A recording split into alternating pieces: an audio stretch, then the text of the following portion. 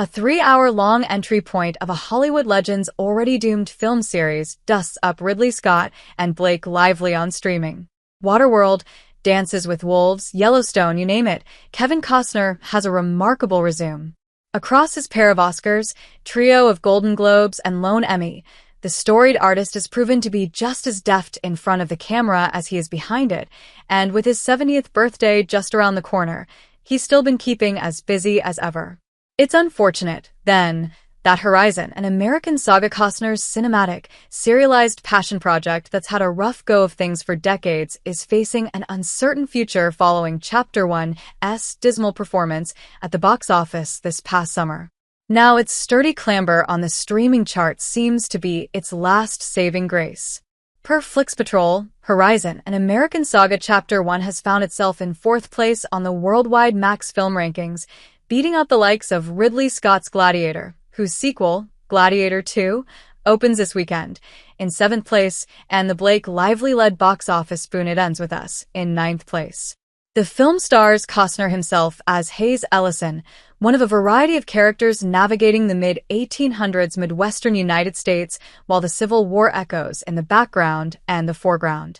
Throughout, characters from all walks of life make a beeline for Horizon, a settlement town that promises prosperity and sanctuary. Costner first tried getting Horizon made in 1988, back when it was just a single film, and after plans fell through with Disney, the scripts went on the back burner until 2012, when they were rewritten as a 4-film series. A decade later, production began. It's difficult to pinpoint how Horizon could have better, because there's hardly a narrative thesis that's present enough to unpack. Keeping track of the myriad of storylines is a harsh task as is, but they're all so aggravatingly incomprehensible and dramatically contrived that a hard task turns into an impossible one. Chapter 2 was originally set to hit cinemas in August, but after Chapter 1 hauled in a measly $38.2 million against a $50 million budget, the second film was removed from the Warner Brothers release slate and has not been added back since. By all appearances, this hasn't stopped the development of Chapter 3 or Chapter 4, so Horizon has found itself in one of the most peculiar limbos in recent cinematic memory.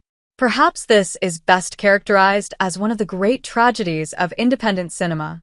Costner poured his heart, body, and bank account into these films, and there's certainly something to be said, however often it gets cynically spun, about the value of original storytelling in the Hollywood landscape.